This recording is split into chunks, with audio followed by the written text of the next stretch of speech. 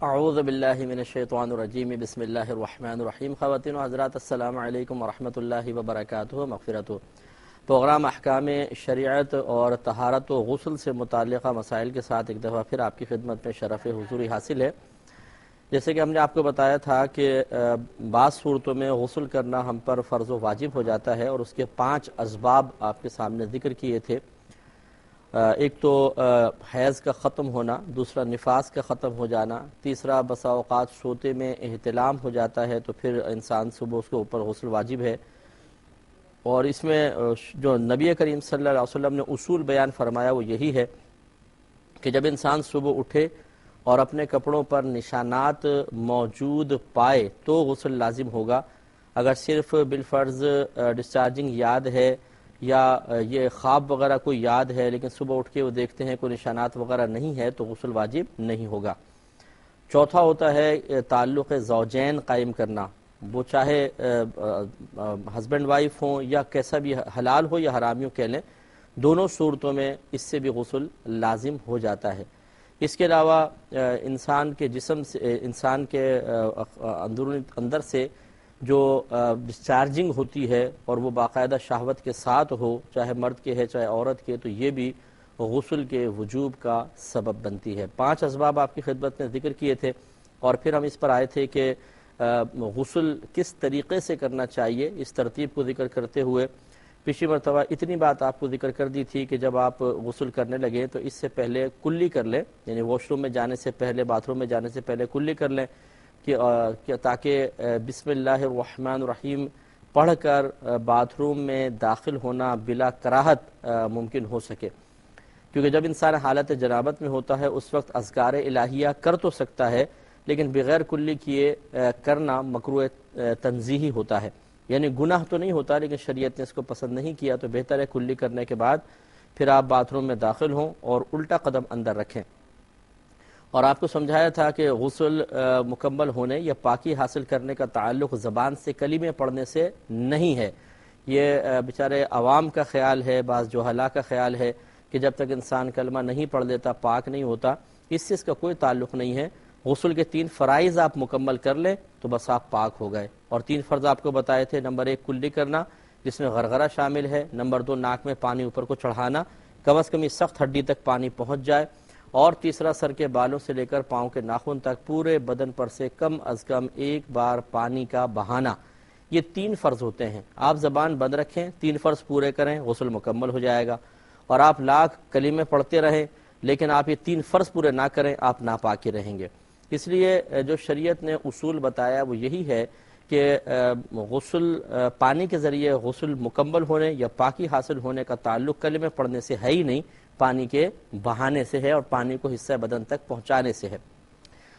Wash room میں جانے کے بعد کسی قسم کا ذکر الہی نہ کریں کیونکہ وہ مناسب مقام نہیں ہوتا۔ پھر جب آپ کپڑے اتاریں اس کے بعد تو بدرجہ اولا نہ کریں کہ جب انسان ستر کھولتا ہے تو فرشتے شرم و حیا کی بنا پر چلے جاتے ہیں، کلام کرتا ہے تو دوبارہ لوٹ آتے ہیں اور اس سے ان کو کوفت ہوتی ہے۔ ہاں از حد ضروری کوئی مسئلہ ہو کہ آپ کو کہنا ہے تو پھر یہ کہ اس حالت میں انسان کہہ سکتا ہے، وہ ایک مجبوری کی کیفیت ہے، لیکن بلا عذر بغیر کسی مجبوری کے، جیسے بعض نادان واش روم میں جانے کے بعد گانے گنگنانا شروع کر دیتے ہیں اور یا کوئی اپنے آپ سے باتیں کرنا شروع کر دیتے ہیں، یہ بالکل غلط طریقہ ہوتا ہے، اس طرح نہیں کرنا چاہیے۔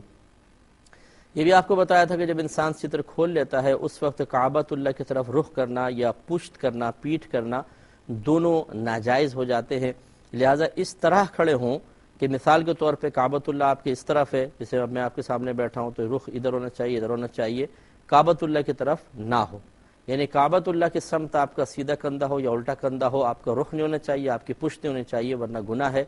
اگر آپ کا باتھ روم ایسا نہیں ہے، مثال کے طور پر جیسے آپ نے شاور لگوایا ہوا ہے، اس شاور کی طرف رخ کرتے ہیں، کعبۃ اللہ کی طرف رخ ہو جاتا ہے، تو یہ اس طریقے سے پھر آپ نہائیں گے تو مناسب نہیں ہے، ناجائز ہے۔ آپ یا تو پھر بالٹی بھر کر اس طرح رکھیں کہ جیسے آپ کے سامنے کعبہ ہے تو اس طرف رخ کر کے نہائیں، اور یا پھر ٹیڑھا کھڑا ہو کر نہائیں کسی سیٹنگ کے ساتھ۔ بہرحال آپ کا رخ یا پشت کعبۃ اللہ کی سمت نہیں ہونا چاہیے۔ اس کے بعد ہم نے آپ کو پہلے بھی سمجھایا تھا کہ غسل کے لیے، پاکی حاصل کرنے کے لیے یا غسل اتارنے کے لیے نیت شرط نہیں ہے۔ ہاں نیت ہوتی ہے، جیسے نبی کریم صلی اللہ علیہ وسلم نے فرمایا کہ انما الاعمال بالنیات، عملوں کا دار و مدار نیتوں پر ہے، اور فقہائے احناف کے نزدیک اس کی اصل عبارت یوں بنے گی اگر محذوفات نکال لیں اور تو ثواب الاعمال بالنیات، کہ اعمال کے ثواب کا دار و مدار نیتوں پر ہے، اور ثواب سے مراد ہے اخروی بدلہ، تو گویا کہ اخروی بدلے کا دار و مدار نیت پر ہے۔ خلاصہ کلام یہ ہے کہ چونکہ پانی بذات فی نفسی ہی، بذات خود بغیر کسی واسطے کے پاک کرنے والا ہے، لہذا اس میں آپ نیت کریں نہ کریں یا پاک کر دے گا، لیکن نیت کرنے کا فائدہ یہ ہوگا کہ پھر ہمارا غسل کرنا عبادت میں باقاعدہ شمار ہوگا اور آخرت میں اس پر اجر و ثواب بھی ملے گا، اور بغیر نیت کے اگر غسل کر لیا غسل اتر جائے گا، آپ پاک ہو جائیں گے لیکن ثواب نہیں ملے گا۔ تو گویا کہ فقہائے احناف کے نزدیک غسل سے پہلے یا وضو سے پہلے بھی نیت کرنا یہ صرف اور صرف حصول ثواب کے لیے ہے، اخروی انعام حاصل کرنے کے لیے ہے، حقیقتاً پاکی حاصل کرنے سے اس کا تعلق نہیں، پاکی تو پانی کے استعمال سے حاصل ہو رہی ہے۔ اب اس کے بعد آپ نے سب سے پہلے نیت کر لی، اور آپ کو معلوم ہے کہ نیت دل کے پختہ ارادے کو کہتے ہیں، اور ابھی میں آپ کو بتا ہی چکا ہوں کہ باتھ روم میں آپ نے زبان سے کچھ نہیں کہنا ہے، لہٰذا جیسے ہم نماز وغیرہ میں نیت کرتے ہیں زبان سے کہتے ہیں، ایسا نہیں کہ آپ باتھ روم میں کہیں کہ میں اللہ کی رضا کی خاطر غسل کرتا ہوں، یہ کہنے کی ضرورت نہیں، بس دل میں سوچ لیں کہ میں اللہ تعالیٰ کی رضا کی خاطر غسل کر رہا ہوں، پاکی حاصل کرنے کے لیے غسل کر رہا ہوں، نماز کے قابل بننے کے لیے غسل کر رہا ہوں۔ کوئی بھی نیت کریں گے تو انشاءاللہ بس نیت ہو جائے گی اور ثواب ملنا شروع ہو جائے گا۔ پہلا کالر ہیں، کال لیں گے انشاءاللہ، پھر طریقہ آپ کو بتاتے رہیں گے۔ السلام علیکم، شاید لائن ڈراپ ہو گئی ہے۔ اس کے بعد آپ نے سب سے پہلے اپنے دونوں ہاتھ پہنچوں تک دھو لیں، یہ کلائیوں کے جوڑ تک دونوں ہاتھ دھو لیں۔ دھونے کے بعد اس کے بعد دیکھیں کہ اگر بدن پر کسی مقام پر کوئی نجاست وغیرہ لگی ہوئی ہے تو اس نجاست کو دھو لیں۔ اگر آپ بالٹی سے نہا رہے ہیں یا ٹب سے نہا رہے ہیں تو بہت احتیاط سے، کہ اگر نجاست پر پانی لگ کر بالٹی کے اندر چلا گیا تو کل ناپاک ہو جائے گا، نجاست پر لگ کر تو اس لیے پانی لے کے احتیاط سے پہلے سائیڈ میں ہو کر پھر آپ اپنے جسم سے کوئی ایسی گندگی وغیرہ ہے تو اس کو دور کر لیجئے۔ تو سب سے پہلے دونوں ہاتھ پہنچوں تک دھونا، اس کے بعد پھر اپنے بدن سے کوئی نجاست وغیرہ اس کو دور کرنا، اس کے بعد استنجا جیسے کرتے ہیں آپ استنجا کر لیجئے ایک دفعہ احتیاطاً۔ اور یہ کہ میں مزید آپ کو احتیاط عرض کر دوں کہ خصوصاً مردوں کے لیے یہ مسئلہ ہے کہ جب آپ پر غسل واجب ہو جائے تو غسل کرنے سے پہلے 3 کاموں میں سے ایک کام ضرور کر لیجئے گا۔ نمبر 1، یا تو تھوڑی دیر دوبارہ سو جائیں بشرطے کہ نماز کی قضا ہونے کا خوف نہ ہو۔ نمبر 2، کم از کم 40 قدم چل لیں، یا نمبر 3، پیشاب کر لیں۔ اس کی وجہ یہ ہے کہ یہ 3 کام ایسے ہیں کہ اگر بالفرض جسم سے جو کچھ خارج ہوا ہے اس کا کوئی حصہ پیشاب کی نالی میں باقی ہو تو ان 3 عمل سے نکل جاتا ہے۔ جب آدمی سو جاتا ہے اعضاء بالکل ڈھیلے ہو جاتے ہیں، ریزسٹنس ختم ہو جاتی ہے، تو رکے ہوئے تمام جو قطرات ہیں وہ نکل جاتے ہیں، پیشاب کریں تو پریشر سے نکل جاتے ہیں، اور انسان چلتا ہے تو حرکت سے نکل جاتے ہیں۔ تو یہ 3 میں سے کوئی ایک کام ضرور کر لینا چاہیے۔ اس کا فائدہ یہ ہوگا، اس کے بعد اگر آپ غسل کریں گے اور بالفرض غسل کرنے کے بعد پھر آپ کو کوئی قطرہ آتا ہوا محسوس ہوا، چاہے مادہ منویہ کا ہی ہو، تو اس کو پہلے والے احتلام کا حصہ نہیں مانا جائے گا، دوبارہ غسل لازم نہیں ہوگا۔ لیکن اگر آپ پہ غسل واجب تھا اور آپ نے ان 3 کاموں سے پہلے غسل کر لیا، اس کے بعد مثال کے طور پہ آپ پیشاب کرنے بیٹھے اور قطرہ نکل آیا، تو پھر دوبارہ آپ پر غسل واجب ہوگا، کیونکہ یہ قطرہ اس سابقہ جو ڈسچارجنگ ہے اسی کا حصہ متصور ہوگا، درمیان کا غسل کالعدم ہو جائے گا۔ پہلے کال لیں گے پھر انشاءاللہ سلسلہ کلام جاری رکھیں گے۔ السلام علیکم۔ السلام علیکم۔ جی وعلیکم السلام، جی فرمائیں۔ سر میرا سوال یہ تھا کہ جیسے ابھی آپ نے بتایا کہ جب آپ نے اپنے کپڑے وغیرہ اتارے، اپنے وغیرہ اتار دیے غسل کرنے کے لیے، جی جی میں نے یہ پوچھنا کہ آپ نے بتایا اس کے بعد بولنا نہیں ہے، اگر آپ بولتے ہیں کسی سے کوئی بات کرتے ہیں، ہم کلام ہوتے ہیں تو وہ فرشتے واپس آتے ہیں، جی جی نہیں ہے۔ لیکن جب انسان نہا رہا ہے یا غسل وغیرہ کر رہا ہے تو اس میں یہ ہوتا ہے کہ انسان کی تھاٹس ہوتی ہیں، سوچتا ہے انسان کچھ نہ کچھ، ذہن میں کوئی بات آتی ہے، کوئی بری بات ہو یا اچھی بات ہو، تو انسان کو سوچنے سے ہی فرشتے واپس آتے ہیں کہ نہیں آتے؟ سمجھ نہیں آپ کو بالکل بات سمجھ نہیں ہے، بس لاسٹ آپ بتائیں جب نہارا ہوتے ہیں تو کیا آیا خیال؟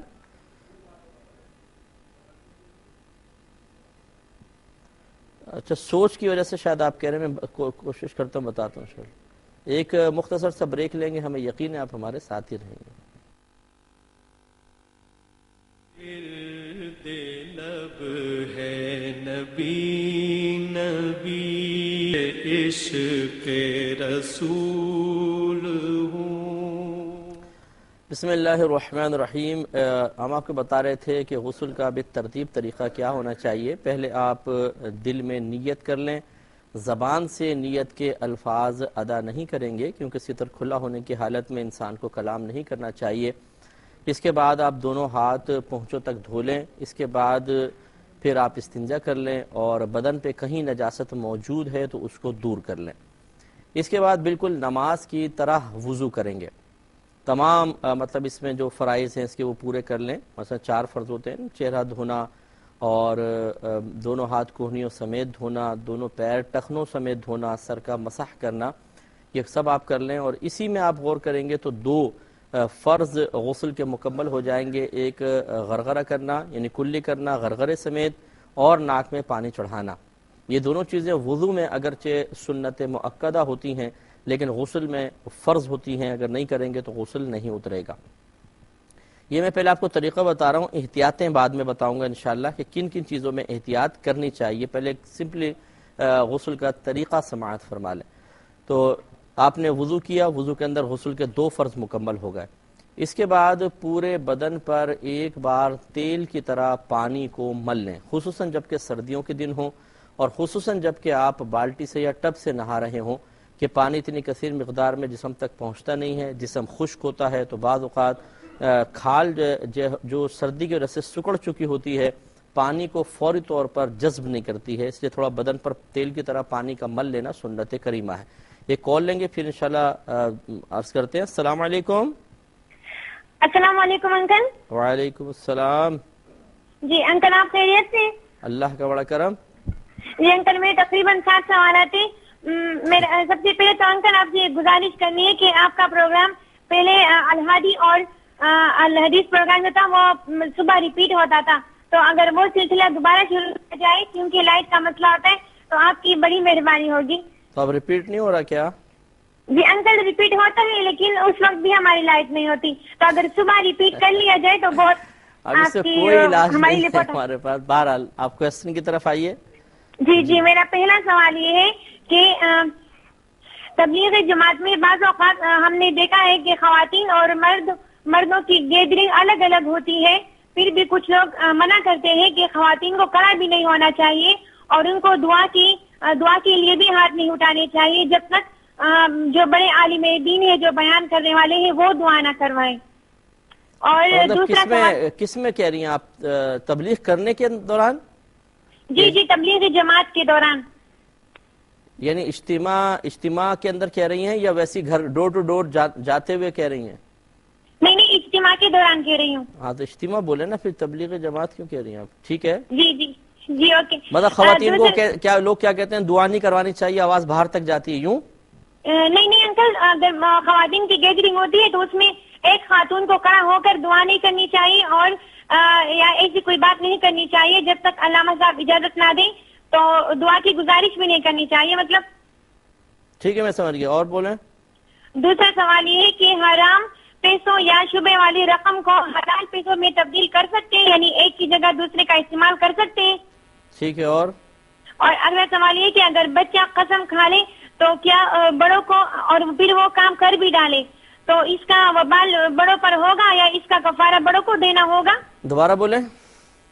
اگر کوئی بچہ ہے نابالغ ہے اور وہ قسم کھا لیتا ہے تو اس کا وبال اور پھر وہ کام کر بھی دیتا ہے، میں قسم توڑ دیتا یوں بولیں. ٹھیک ہے. جی تو اس کا وبال بڑے پر ہوگا اور اس کا کفارہ بھی دینا پڑے گا ان کو. اور اگلا سوال اگلا کوشچن یہ ہے کہ اگر سید صاحب اعلانیہ گناہ کرے تو اس پر پردہ کسی نہ کسی طریقے سے ڈالا جائے یا پھر ان کی غلطی کو بتایا جائے. ٹھیک ہے. اور اگلا سوال یہ ہے کہ شرعی فقیر خود ڈیمانڈ کر سکتا ہے کہ مجھے زکوٰۃ دی جائے. ٹھیک ہے. اور افواج جو ہوتے ہیں یا ہمارے فوجز ہوتی ہیں ان کا یونیفارم وہ ہمیشہ 24 گھنٹے پہنے رہتے ہیں، تو ان کی وضو اور نماز کا کیا حکم ہوگا ڈیوٹی کے دوران؟ کیا پہنے رہتے ہیں؟ یونیفارم. کیا چیز؟ پتا ہمیشہ وہ وردی میں رہتے ہیں نا انکل. اچھا یونیفارم پہنے رہتے ہیں تو ان کی وضو اور نماز کا کیا حکم ہوگا ڈیوٹی کے دوران؟ اچھا ٹھیک ہے. اور انکل دعا میں بہت یاد رکھیے گا. السلام علیکم. وعلیکم السلام ورحمۃ اللہ وبرکاتہ. تو غسل کے بارے میں آپ کو بتایا، پہلا نیت کرنا، دوسرا پہنچوں تک دونوں ہاتھوں کو دھونا، تیسرا پھر استنجا کر لیں، چوتھا نجاست اگر بدن پہ کہیں موجود ہے تو اس کو دور کرنا، پھر اس کے بعد پانچواں پورے بدن پر تیل کی طرح ایک بار پانی کا مل لینا. یہ بھی سنت کریمہ ہے، خصوصاً ایسے مقام پر جہاں آپ کو غالب گمان ہے کہ کھال بہت زیادہ سخت ہو گئی ہوگی، اور وہاں پر اگر بے پرواہی کے ساتھ پانی ڈالیں گے تو فوراً کھال جذب نہیں کرے گی اور مقام خشک رہ جائے گا، جیسے ٹخنوں کے اوپر ہوتا ہے، اور اسی طریقے سے گھٹنوں کے اوپر ہوتا ہے کہ یہ اعضاء اکثر زمین پر لگتے ہیں تو یہ فوراً پانی کو قبول نہیں کرتے. ہاں اگر گرم پانی ہو تو تیزی کے ساتھ تھوڑا سا آپ ڈالیں گے، نرم ہو جاتی ہے کھال. تو خصوصاً سردیوں میں تھوڑا سا گرم پانی سے انسان نہا لے تو بہتر ہے، لیکن اگر آپ ٹھنڈے پانی سے نہا رہے ہیں اور خصوصاً وہ بھی سردیوں میں، تو اس میں تو یہ سنت ضرور پوری کرنی چاہیے تاکہ پورے حصے بدن پر اچھی طرح بعد میں پانی پہنچ سکے. اس کے بعد پھر آپ سیدھے کندھے پر 3 مرتبہ پانی ڈالیں. سیدھے کندھے پہ جب پانی ڈالیں گے تو یہ پورا بازو دھل جائے گا، نیچے کا پورا حصہ، سامنے کا حصہ، پشت کا حصہ. اس کے بعد پھر الٹے کندھے پر 3 مرتبہ پانی ڈالیں، اس میں یہ والا دھڑ سارا دھل جائے گا. اب سر اور نچلا دھڑ رہ گیا، اس کے بعد پھر اپنے سر اور نیچے والے دھڑ کو دھو لیجئے، اور دھوتے ہوئے بدن کو ملتے رہنا یہ بھی سنت کریمہ ہے. خصوصاً جب آپ شاور سے نہا رہے ہیں تو اس میں تو دونوں ہاتھ فری ہوتے ہیں، آپ بدن کو مل سکتے ہیں، لیکن اگر آپ ڈبے سے بھی نہا رہے ہیں، بالٹی سے یا ٹب سے نہا رہے ہیں، تو پھر بھی آپ مطلب ایک ہاتھ سے ڈال رہے ہیں تو ایک ہاتھ سے بدن کو ملتے جانا سنت کریمہ ہے. یہ بھی آپ کو پہلے بتا دیا تھا کہ اگر آپ کے بدن پر کوئی نجاست حقیقیہ موجود نہیں ہے، یعنی کوئی قطرات وغیرہ لگے نہیں ہے، جو نجاست حقیقیہ جو نظر آتی ہے، جس کو کوئی اسمیل وغیرہ ہو، جس کو آپ چھو سکیں، ایسی کوئی نجاست اگر نہیں ہے، اور پھر آپ پانی بہا رہے ہیں تو گرنے والا پانی زیادہ سے زیادہ مستعمل ہوگا.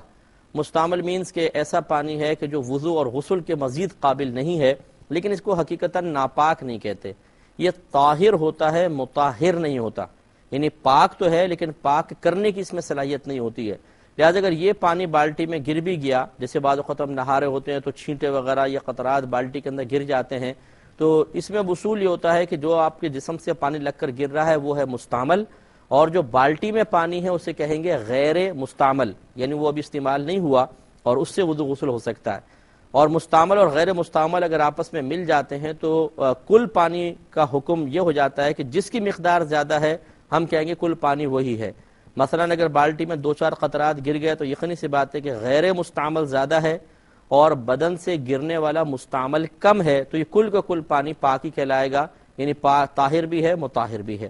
ہاں اگر ایسا ہوتا بالفرض جسم سے بہت سارا پانی گرتا اور پھر وہ ایسے برتن میں جمع ہو جاتا جس میں تھوڑا سا پانی تھا اور آپ کے بدن سے گرا تو اتنا سارا ہو گیا مثال کے طور پر، تو اب یہ مستعمل زیادہ ہے، یہ پانی وضو اور غسل کے قابل نہیں ہے. لیکن یہ بھی آپ کو بتایا تھا کہ اگر مثال کے طور پہ آپ باتھ روم میں داخل ہوئے، بالٹی میں یا ٹب میں پانی ہے اور ابھی آپ نے ہاتھ وغیرہ نہیں دھوئے تھے اور آپ نے غلطی سے ایک انگلی اس پانی میں ڈال دی، چاہے گرم پانی چیک کرنے کے لیے ہو، تو وہ سارا کا سارا پانی مستعمل ہو جائے گا، یعنی اب اس سے آپ وضو غسل نہیں کر سکتے ہیں. اسے دوبارہ غیر مستعمل یا قابل استعمال کرنے کا طریقہ یہ ہے کہ آپ اس کو نل کے کنچے رکھ دیں، نل کا تھوڑا سا کھولیں، پانی اس میں گرے گا، جب ایک طرف سے بہنے لگ جائے بس رک جائیں، بہت زیادہ نہیں بہانا ہے، بس تھوڑا سا بہ جائے رک جائے، اب یہ دوبارہ غیر مستعمل ہو گیا، وضو اور غسل کے قابل ہے، اس کو استعمال کر سکتے ہیں. ایک اور کالر ہمارے ساتھ ہیں. السلام علیکم. جی وعلیکم السلام. حضرت صاحب کیسے ہیں آپ؟ ٹھیک جی ٹھاک؟ اللہ کا بڑا کرم. جی بھائی جان.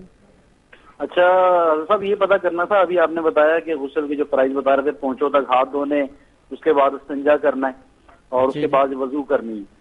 تو اگر جب وضو کے لیے ہم بیٹھے ہیں اور اگر ایسا محسوس ہوا ہے کہ جیسے پیشاب کی نالی میں سے کوئی چیز نکل گئی ہے، آیا وہ پیشاب ہے یا کوئی اور نجاست ہے، تو اس کے لیے دوبارہ ہمیں استنجا کرنا پڑے گا؟ جی ٹھیک ہے. اور بس یہ ایک سوال میں عرض کرتا ہوں انشاءاللہ.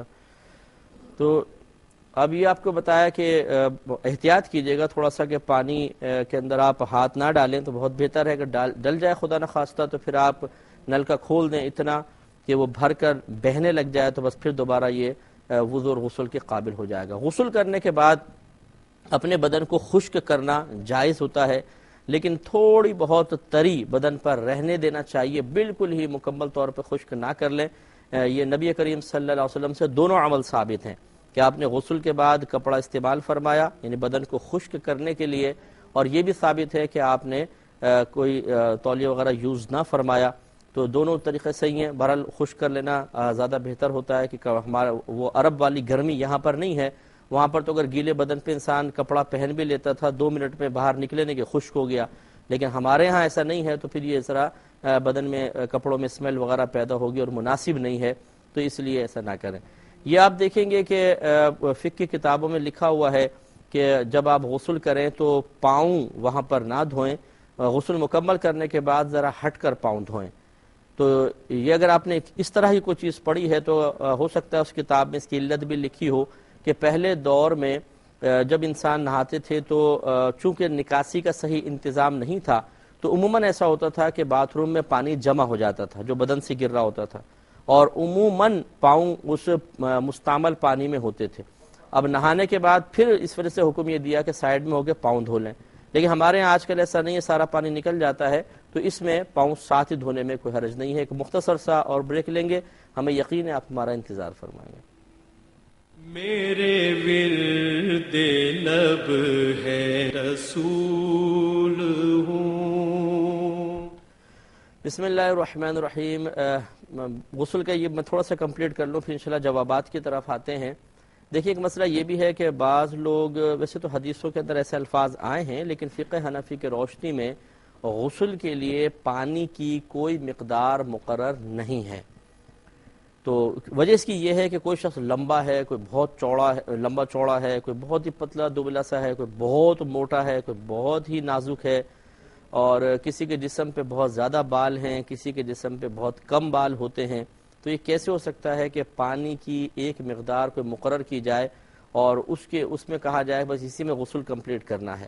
تو جہاں پہ یہ مقدار ہے وہ یا تو یوں ہے کہ وہ پہلے مقدار مقرر کی بعد میں اس کو منسوخ کر دیا گیا, ایسا ہوا, اور یا پھر وہ بس ایک استحباب کا بیان ہے کہ وہ اتنا پانی تو کم از کم استعمال کرنا چاہیے, لیکن وہ کوئی ایک تعداد مقرر کرنا مقصود نہیں ہے. لہٰذا غسل کے لیے جتنا مرضی آپ پانی استعمال کریں, لیکن یہ ضرور ہے کہ اس میں اسراف نہیں ہونا چاہیے. اور اسراف کی تعریف ذرا ذہن میں رکھیے گا کہ اللہ تعالیٰ کی نعمت کو اس طرح استعمال کرنا کہ نہ اس میں دین کا فائدہ ہو نہ دنیا کا فائدہ. تو بس یوں ہی جیسے وہ کھڑے ہوئے شاور کے نیچے نل کا کھلا ہوا ہے, کیوں ہے ایسے ہی یار موڈ ہو رہا ہے. بھائی موڈ ہو رہا ہے کیا مطلب, یہ پانی ضائع ہو رہا ہے. ہاں اگر ایسا ہے مثال کے طور پہ گرم پانی آ رہا ہے, آپ کو سردی لگ رہی ہے, آپ گرم پانی زیادہ اس لیے استعمال کر رہے ہیں تاکہ اندر بدن کی جو سردی جمع شدہ ہے وہ نکل جائے, تو یہ گرمی کا حصول ایک اچھا مقصد ہے. اس میں اگر آپ زیادہ پانی بھی بہائیں گے تو اسراف نہیں, کیونکہ دنیاوی فائدہ ہے. ایسی آپ کو شدید گرمی لگ رہی ہے اور صرف ٹھنڈک کے حصول کے لیے تھوڑا زیادہ پانی بہا رہے ہیں, تو ٹھنڈک کا حصول پانی سے یہ انسان کا ایک حق ہے کہ وہ اللہ کی نعمت سے استفادہ کر سکتا ہے. اس صورت میں بھی اس کو ناجائز نہیں کہہ سکتے ہیں, لیکن یہ ضرور ہے کہ اتنا پانی استعمال نہ کر لیں کہ باقی لوگ بیچارے محروم رہ جائیں, ان کا بھی ذرا خیال رکھ کے پھر کر سکتے ہیں. ایک کالر ہمارے ساتھ مزید ہیں. السلام علیکم. السلام علیکم. وعلیکم السلام. حضرت صاحب نے کسی دفعہ وراثت کے بارے میں ایک سوال کیا تھا آپ سے, تو کیا؟ اس کا میں نے وراثت کے بارے میں سوال کیا تھا کہ اگر کوئی مر جائے تو پیچھے سامان کا کون ہے وہ ہوتا ہے, تو شاید میں کنوے نہیں کر سکتی آپ کو. بہن مجھے تو کچھ سمجھ میں نہیں آ رہا آپ کیا کہہ رہی ہیں, تھوڑا آہستہ آہستہ بولیے. سر میں نے کسی دفعہ وراثت کے بارے میں ایک سوال کیا تھا. کیا تھا؟ آئی تھنک میں آپ کو کنوے نہیں کر سکی. مقصد یہ تھا اس سوال کا کہ جیسے ایک شوہر مر گئے, بیوی مر گئی ہے, ٹھیک ہے, یا شوہر مر گیا, میں نے آپ سے اس طرح پوچھا تھا. پہلے فیصلہ کر لیں کون مرا ہے, پہلے فیصلہ کریں. مثلا چلے شوہر فوت ہو گئے, ٹھیک ہے, پھر کہنے کا مطلب ہے اگر شوہر کی ڈیتھ ہو جاتی ہے اور بیوی جو ہے تو اپنے ساتھ جہیز میں ایک لائی ہے, سپوز ٹی وی لائی ہے, اور شوہر جو ہے شوہر نے خرید کے گھر کے لیے کولر دیے, روم کولر دیے سپوز, تو یا واشنگ مشین خرید کے دیے, تو اب یہ وراثت جب شوہر مر گئے تو یہ روم کولر جو اس نے اپنے پیسے سے خرید کے بیوی کو دیا تھا تو وہ کس کا ہوگا, کس کے پیسے میں آئے گا؟ ٹھیک ہے, میں سمجھ گیا, میں عرض کرتا ہوں بالکل. اور کوئی کوشچن ہے؟ سر ایک دوسرا سوال میرا یہ ہے کہ یہ موبائل پہ عموماً ختم ہو جاتا ہے تو یہ لون لینا پڑتا ہے عموماً, تو کیا یہ لے سکتے ہیں؟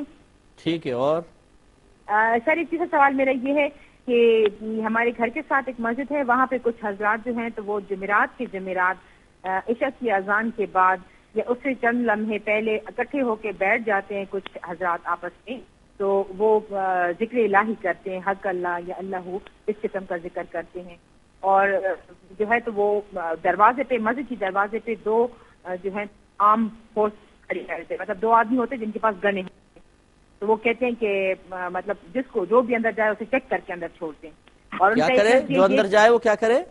اس کی چیکنگ کرتے ہیں. اچھا, چیکنگ کر کے پھر اندر جانے دیتے ہیں. ٹھیک ہے سر. ان کا ایک نظریہ یہ بھی ہے کہ جب وہ ہیں تو وہ پہلی صف میں تھوڑا سا گیپ چھوڑتے ہیں دو آدمیوں کے درمیان, اور ان کا نظریہ یہ ہے کہ یہ گیپ ہم اس لیے چھوڑتے ہیں کہ یہاں پہ رسول اللہ صلی اللہ علیہ وسلم موجود ہیں اور وہ پڑھتے ہیں. اچھا, تو سر اس کے بارے میں ذرا تفصیلی بتا دیں کہ رسول اللہ صلی اللہ علیہ وسلم کسی کے پیچھے کیسے نماز پڑھ سکتے ہیں؟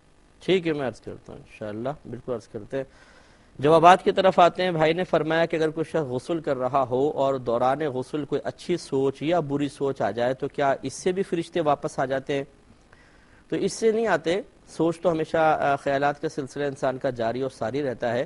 وہ کلام کرنے سے آئیں گے. جب آپ کلام کریں گے تو یہ گویا کہ ان کے لیے ظاہری علامت ہے کہ یہ شخص صدر ڈھک چکا ہے, تب وہ آتے ہیں. سوچنے سے نہیں آتے. ہاں یہ ضرور یاد رکھیں کہ باتھ روم وغیرہ میں اچھی پاکیزہ چیز کے بارے میں سوچنا یہ باعث محرومی ہوتا ہے. اپنے آپ کو کسی برے خیال میں بھی مشغول نہیں رکھنا چاہیے. فضول قسم کا کوئی خیال آ جائے تو کوئی بات نہیں ہے, یا حتی الامکان بس اپنے غسل پر توجہ کرے انسان, یہ زیادہ بہتر ہے. لیکن اچھی پاکیزہ چیز کے بارے میں ایسی حالت میں سوچنا فقہا نے مناسب نہیں لکھا ہے. بچی نے کویشچن کیا کہ کیا یہ صحیح ہے کہ اگر کوئی خواتین کا اجتماع ہو رہا ہے تو کسی خاتون سے دعا کے لیے نہیں کہہ سکتے؟ کوئی خاتون کھڑے ہو کے دعا نہیں کرا سکتی بلکہ پہلے ان کو کسی علامہ صاحب سے پوچھنا پڑے گا, عالم صاحب سے, پھر وہ کر سکتی ہیں. بغیر اس کے کریں گی تو یہ ناجائز ہوگا. کہ ایسا درست ہے؟ دیکھیں ایسی بات نہیں ہے. اگر ایک خواتین کا ہی اجتماع ہے اور اس میں تمام خواتین ہیں تو یقینی سی بات ہے ایک خاتون کو دعا کے لیے اگر کہہ دیا جائے اجتماعی دعا کے لیے تو اس میں کیا حرج ہے؟ اس میں تو کوئی مسئلہ نہیں ہے. صحابہ کرام بھی علیہم الرضوان آپس میں ایک دوسرے سے دعا کی درخواست کیا کرتے تھے, اور خواتین سے بھی ثابت ہے کہ وہ آپس میں ایک دوسرے سے دعا کے لیے کہا کرتی تھیں. تو اس میں کوئی حرج نہیں ہے بہرحال کہ اگر خواتین کا اجتماع ہو رہا ہے تو ایک بہن کھڑی ہو کر اجتماعی طور پر دعا کروا دیں اور سب آمین کہیں, اور اس کے لیے ریکویسٹ کرنا بھی بالکل جائز ہے. اس میں کسی علامہ صاحب کی کوئی اجازت لینے کی ضرورت نہیں ہے. ہاں یہ الگ بات ہے کہ اگر کسی خاص نوعیت کا اجتماع کرنا چاہتے ہیں, مثلا روڈ کے کنارے ہے, کسی اور جگہ پہ جہاں غیر مردوں تک آواز پہنچنا ممکن ہے, اور اس کے سلسلے میں مسئلہ صحیح طرح معلوم نہیں ہے اور کسی علامہ صاحب سے پوچھا کہ کیا ہم ایسا کر سکتے ہیں نہیں کر سکتے, وہ تو بہت اچھی بات ہے کہ پوچھنا چاہیے, کسی مفتی صاحب سے پوچھ لیں. لیکن باقاعدہ ایک جگہ اجتماع گاہ ہے, وہاں پہ اجتماع ہو رہا ہے تو پھر یہ کہ کسی کی اجازت درکار نہیں ہے. یہ کہتی ہیں اگر کسی کے پاس مثال کے طور پہ کچھ رقم ہے جو حرام ہے یا شبے والی ہے تو کیا اس کی جگہ حلال روپیہ یا حلال کی جگہ یہ حرام روپیہ خرچ کر سکتے ہیں؟ ان نوٹ کی تبدیلی سے کوئی فرق تو نہیں پڑے گا؟ دیکھیں نوٹ کی تبدیلی سے کوئی فرق نہیں پڑتا. مثال کے طور پر میرے پاس 500 روپے رکھے ہیں جو ناجائز پیسہ ہے, مثال کے طور پہ خدا نخواستہ, اور میرے گھر کے اوپر جائز پیسہ رکھا ہوا ہے, ابھی میرے پاس صرف یہ 500 ناجائز ہیں, اور مجھے راستے سے کوئی چیز خریدنی ہے, اور میں قصد و ارادہ یہ کرتا ہوں کہ میں اپنے جو گھر پہ پیسہ ہے وہ بعد میں اس میں کر کے اس کو جیسے بغیر ثواب کی نیت کے اس قسم کا مشکوک مال صدقہ کرنا چاہیے, تو ارادہ بھی میرا یہ ہے کہ کر دوں گا, لیکن ابھی مجھے فی الوقت استعمال کی ضرورت ہے, تو پھر اگر میں اس سے یہ کوئی چیز خریدتا ہوں تو اس میں کوئی حرج نہیں ہے. لیکن اس میں تھوڑی سی پیچیدگی ہے, لیکن میں آپ کو بس وہ جو آخری اس کی شکل ہے وہ بتا دیتا ہوں کہ آپ نوٹ دکھا کر نہیں کہیں گے کہ اس نوٹ کے بدلے میں مجھے کچھ دے دو. نوٹ جیب میں آپ کے کوئی چیز لے لیں, اس کے بعد یہ آپ نے ناجائز نوٹ یا شبے والا بھی دے دیا, تو جو چیز اس کے بدلے میں آپ خرید رہے ہیں وہ بالکل حلال رہے گی, اس میں کوئی حرام کا عنصر شامل نہیں ہوگا. پھر آپ گھر جا کے اس میں نوٹ ملا کر دوسرا والا اور وہ بلا ثواب کے صدقہ کر دیں تو اس میں کوئی حرج نہیں ہے. خلاصہ کلام یہ ہے کہ اگر کوئی نوٹ مثال کے طور پہ کسی شخص نے سود کی مد میں وصول کیا ہے تو اس نوٹ کے اندر کوئی حرمت صلاحیت نہیں کر گئی ہے، ہاں اتنی مالیت گویا کہ اس کو یاد رکھنی ہے کہ یہ حرام ہے، وہ چاہے اس نوٹ کے ذریعے اس مالیت کو بغیر ثواب کی نیت کے صدقہ کریں یا اصل مالک تک لوٹائیں یا دوسرے نوٹ کے ذریعے، یہ بری ذمہ ہو سکتا ہے، نوٹ بدل جانے سے کوئی فرق نہیں پڑتا۔ لیکن انہوں نے کہا کہ بعض اوقات بچے قسم کھا لیتے ہیں اور پھر اس قسم کا خلاف کر دیتے ہیں، یعنی قسم توڑ دیتے ہیں، تو کیا بچہ کفارہ ادا کرے گا یا اس کا وبال بڑوں پر ہوگا؟ دیکھیں بڑوں پر تو وبال ہوگا نہیں، ہاں اگر بڑوں نے مجبور کر کے بچے کو قسم کھلوائی کہ کھاؤ تم خدا یہ قسم کہ یہ نہیں کرو گے، بچے نے کھا لی بعد میں توڑ دیتے ہیں، تو یہ آپ کہہ سکتے ہیں کہ اس کا وبال بڑوں پر ہوگا کہ انہوں نے بچوں کو ایک ایسے کام پہ مجبور کیوں کیا جس کی حفاظت بچے کر ہی نہیں سکتے تھے۔ لیکن اگر بچے نے از خود قسم کھائی ہے تو بڑوں پر کوئی وبال نہیں اور اس بچے پہ کفارہ لازم نہیں، اس لیے کہ جب تک بچہ نابالغ ہے اس پہ کوئی چیز فرضیہ واجب نہیں ہوتی تو کفارہ بھی واجب نہیں ہوگا۔ لیکن اس کا مطلب یہ نہیں ہے کہ اس بچے کو تنبیہ نہ کی جائے، اس کو تنبیہ کرنی چاہیے کہ اللہ تبارک و تعالیٰ کے متبرک نام کا ذکر کر کے جب اس نے کام کا قصد و ارادہ کیا ہے، باقاعدہ زبان سے اس کا اظہار کیا ہے، تو پاس لحاظ بھی کرنا چاہیے۔ اگر بچہ بچپنے کی حالت میں ہی قسم توڑنے کا عادی ہو جائے اور پھر ہم کہیں گے کہ کفارہ وغیرہ آپ پہ لازم نہیں ہے، بس ایسے چھوڑ دیں، تو وہ اس کا عادی بن جائے گا۔ ایسا نہیں کرنا چاہیے، تنبیہ سختی کے ساتھ ہونی چاہیے، مار پیٹ نہ کریں لیکن تھوڑا اس کو بچے کو احساس دلائیں کہ آپ نے غلط کام کیا ہے۔ لیکن کفارہ وغیرہ بہرحال نہ بچے پہ لازم ہے نہ اس کے بڑوں پر لازم ہے، نہ بڑے گناہگار ہوں گے۔ ایک یہ کہتی ہیں کہ اگر کوئی سید صاحب اعلانیہ طور پہ گناہ کر رہے ہوں تو کیا کریں، پردہ رکھیں یا ان کو سمجھائیں؟ دیکھیں سمجھائیں، کہیں شریعت میں ایسا نہیں ہے کہ کوئی شخص اعلانیہ طور پہ گناہ کر رہا ہے تو صرف اس کے خاندانی مقام و مرتبے کا لحاظ کر کے آپ اس کو نظر انداز کر دیں، یہ اس کی اجازت نہیں ہے۔ ہاں پردہ آپ کو رکھنا ہوگا، یہ نہیں کہ اگر کوئی سید صاحب سے خطا ہوئی اور آپ سب کو بتاتے پھریں کہ انہوں نے ایسا ایسا کیا ہے، یہ بالکل غلط ہے۔ وہ آل رسول ہیں، ہمارے سر کے تاج ہیں۔ بالکل یوں سمجھیے کہ اگر کوئی سید زادے سے غلطی ہو جاتی ہے تو ہمارے اکابرین نے خصوصاً اعلی حضرت امام اہل سنت رحمۃ اللہ علیہ نے ذکر کیا ہے کہ یوں سمجھیے کہ یہ ایک شہزادہ ہے جس کے کپڑوں پر تھوڑی سی کیچڑ سی لگ گئی ہے اور میں سعادت سمجھ کے اس کیچڑ کو ان کے کپڑوں سے صاف کر رہا ہوں، یوں قصد و ارادہ کر کے کہ سعادت سمجھتے ہوئے پھر ان کو تنہائی میں سمجھائیں۔ ضرور ان کو سمجھانا ہوگا کیونکہ یہ تو دیکھیں سید زادے تو بادشاہ لوگ ہیں، یہ ہمارے لیے ایک باقاعدہ دلیل بھی ہوتے ہیں بہت سارے معاملات میں کہ اگر یہ اعلانیہ طور پہ گناہ کریں گے اور کوئی سمجھائے گا نہیں تو لوگ ان کے عمل کو دیکھ کر اسے اختیار کریں گے۔ اگر وہ غلط عمل ہے تو خدا نخواستہ اس طرح لوگوں کے اندر برائی عام ہوگی اور اس کا وبال یقیناً سید زادے پر تو ہوگا۔ تو اس لیے یہ نہیں کریں کہ آپ بالکل نظر انداز کر دیں، یہ بھی نہ کریں کہ ان کو سب کے سامنے معاذ اللہ ڈانٹے ڈپٹیں یا ذلیل کرنے کی کوشش کریں یا اصلاح کرنے کی کوشش کریں۔ ہاں یہ ضرور کرنا ہے کہ آپ تنہائی کے اندر ان کو پیار اور محبت سے سمجھائیے تاکہ وہ اس خطا سے دور رہیں۔ یہ کہتی ہیں کہ کیا کوئی شرعی فقیر زکوٰۃ کی ڈیمانڈ کر سکتا ہے؟ دیکھیے ڈیمانڈ مین سوال کرنا، اور سوال کرنے کے بارے میں نبی کریم صلی اللہ علیہ وسلم نے بڑی سخت تنبیہ فرمائی ہے۔ آپ نے شاید فرمایا کہ جو بیجا سوال کرتا ہے وہ بروز قیامت اس حال میں آئے گا کہ اس کے چہرے پر گوشت نہیں ہوگا۔ تو صحابہ کرام علیہم رضوان نے عرض کیا رسول اللہ صلی اللہ علیہ وسلم وہ کون سی ایسی ضرورت ہے جس کے تحت سوال کرنا جائز ہو جاتا ہے، کیونکہ سرکار نے فرمایا تھا بلا ضرورت جو سوال کرے، تو آپ نے شاید فرمایا کہ جس کے پاس اگلے وقت کا کھانا بھی نہ ہو وہ سوال کر سکتا ہے۔ تو چونکہ اس کی وجہ کیا ہے کہ جب انسان سوال کرتا ہے تو گویا کہ وہ اپنے آپ کو ذلت پر پیش کر دیتا ہے۔ جب آپ کسی سے کچھ طلب کریں گے تو اپنی ویلیو آپ گرا رہے ہیں، اور شریعت نہیں چاہتی کہ وقار مومن سوال کرنے کے ذریعے زائل ہو۔ ہاں یہ ضرور ہے کہ اگر کوئی شخص واقعی مستحق ہے، شرعی فقیر ہے، براہ راست سوال نہ کرے بلکہ اشارتاً کنایتاً کوئی بات کہہ دے یا کسی کے ذریعے ان تک پیغام پہنچا دے کہ میں شرعی فقیر ہوں، اگر آپ دینے چاہتے ہیں تو پھر میری آپ امداد فرما دیں، اپنی ضرورت کسی ہیلے طریقے سے ان تک پہنچا دیں۔ براہ راست یہ سوال کرنا یار مجھے زکوٰۃ دے دو میں مستحق ہوں، یہ معیوب ہے۔ ہاں اگر صحیح واقعی وہ ضرورت مند ہے تو پھر وہ مانگ بھی سکتا ہے، جیسے ہم نے آپ کو عرض کیا بلا ضرورت سوال کرنا بہرحال شرعی فقیر کے لیے جائز نہیں ہے۔ بچے یہ کہہ رہی ہیں کہ ڈیوٹی کے دوران اگر کسی نے یونیفارم وغیرہ جسے پہنا ہوتا ہے تو وضو اور نماز کا کیا حکم ہوگا؟ دیکھیں دو ڈیوٹیاں ہیں، ایک اللہ کی ڈیوٹی ہے اور ایک بندے کی ڈیوٹی ہے۔ اللہ تعالیٰ کی ڈیوٹی پوری کرنا فرض ہے، بندے کی ڈیوٹی تو بعد کی ہے، اس لیے یہ کوئی عذر نہیں ہے، ڈیوٹی میں بھی نماز پڑھنی پڑے گی، اور اگر ایسی وہ ڈیوٹی ہے کہ اس میں نماز ہی قضا کرنی پڑے تو وہ ڈیوٹی کرنا سخت ناجائز ہے۔ ابھی بہت سارے کویشچن رہ گئے تھے، میں معذرت چاہتا ہوں کہ میں اس پروگرام میں جواب نہیں دے سکوں گا کیونکہ وقت بہت ہی قلیل تھا، وہ ختم ہو گیا۔ جن کے کویشچنز ہیں میں بہت معذرت کے ساتھ آپ سے گزارش کرتا ہوں کہ آپ منگل کے روز ضرور دیکھیے گا۔ پہلے ہم ان سوالات کے جوابات دیں گے، پھر انشاءاللہ عز و جل دیگر سوالات کے جوابات دیے جائیں گے۔ جو آپ کو اگر قلبی کوفت ہوئی ہو تو میں معذرت چاہتا ہوں۔ اب اپنے میزبان کو، ہماری کیو ٹی وی کی پوری ٹیم کو اور اجازت مرحمت فرمائیں۔ آپ ہمارے لیے دعا کیجئے، ہم آپ کے لیے دعا گو ہیں کہ اللہ تبارک و تعالیٰ آپ کو تقوی و پرہیزگاری عطا فرمائے، اور بروز قیامت جس طرح دنیا میں اللہ تعالیٰ نے ہمارا پردہ رکھا، قیامت میں بھی ہر چیز کے بارے میں ہمارا پردہ رکھے، آمین۔ وآخر دعوانا ان الحمدللہ رب العالمین۔ میرے ورد لب ہے نبی نبی، میرا دل